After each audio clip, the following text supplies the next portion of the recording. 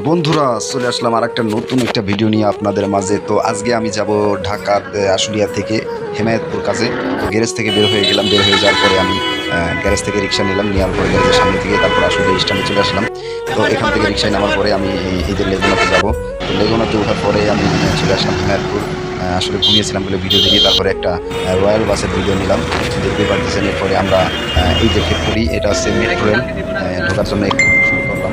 তো এখানে আসলে এন্ট্রি করার পরে ওই যে সামনে হেল্পার ড্রাইভার, ওনাদের সাথে আমি ভিতরে প্রবেশ করে গেলাম।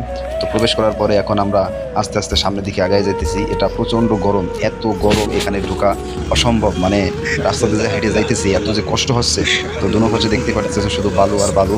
তো ওই যে এটা হচ্ছে কেরেন, এখানে বিভিন্ন প্রজাতির জিনিস আছে যেটা চায়না থেকে জাপান থেকে আনা।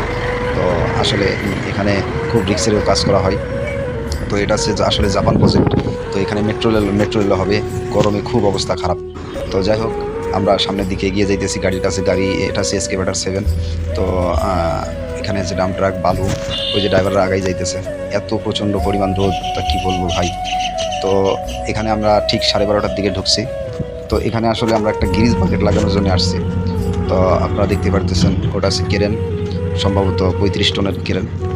তো ওই স্কুল আছে পাইলিং, ওটা আছে পাইলিং। তো এই যে বালুর কুচিগুলো রাখা হয়েছে, পাথরের কুচি, বালুর কুচি, বালু, পাথরের কুচি। তো দেখেন প্রায় আমরা 20 মিনিট হাঁটছি, প্রায় 20 মিনিট এরকম হাঁটছি। তো আসলে ভিডিও তো অত লম্বা করা যায় না। তো যাই হোক, আমরা ধীরে ধীরে গাড়ির কাছে যাওয়ার জন্য চেষ্টা করতেছি। তো যে পরিমাণ রোদ ভাই কি বলবো, একদম গলা টলা শুকাই যাইতেছে। এখানে একটু পানিও নাই যে একটু পানি খাবো। হয়তো ভিডিওর মধ্যে বেশি একটা বোঝা যাচ্ছে না, কিন্তু রাস্তা অনেক দূর। তো আমরা আস্তে আস্তে আগাইয়া যাইতেছি। তো অবশেষে আমরা গাড়ির বগলে চলে আসলাম। আসার পরে এই যে মাল সামান আমি রাখলাম, ড্রাইভারও রাখলো। তো এরপরে আসলে ওই যে গাড়িটা, ওই গাড়িটারই আসলে আমরা কাজ করবো। এটা আছে ক্যাটারপিলার D5, অরিজিনাল D5।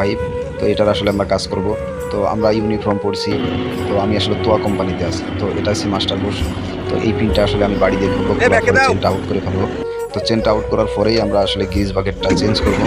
তো আসলে চেনটা খোলা হয়ে পিনটা খুলছি, কিন্তু খোলার ভিডিও দেখাইতে পারিনি এই কারণে, কারণ ক্যামেরা ধরার কোনো লোক ছিল না। আমি হ্যামারদের বাড়ি দিয়ে পিনটা খুললাম, খোলার পরে আমি গাড়ি স্টার্ট দিয়ে সামনে আগায় চেনটা এখন ফেলে দিতেছি। তো অবশ্যই আপনারা দেখতে পারতেছেন। তো এই চেনটা ফেলে দেওয়ার পরে আমরা আসলে গ্রিজ বাকেটটা চেঞ্জ করে দেবো। তো এখন চেনটা ফেলে দিলাম, এখন একটু দেখে আসবো। একটু পিছনে প্রচণ্ড পরিমাণ রোদ, একটু বাতাস নাই। বাতাস যেটুকু আছে সে ডান পাশে একটা পাথরের কুচি উঁচা করে, মানে পাথরের কুচি আছে অনেকগুলো, এই জন্য বাতাসটা আসলে ঢুকতে পারে না।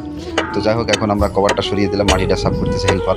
তো এরপরে আমরা এটা টান দিয়ে বের করে ফেলবো। এটা আছে আপনার, এটার মধ্যেই গ্রিজ বাকেটটা চেঞ্জ করতে হবে। এই যে হেল্পার সাফল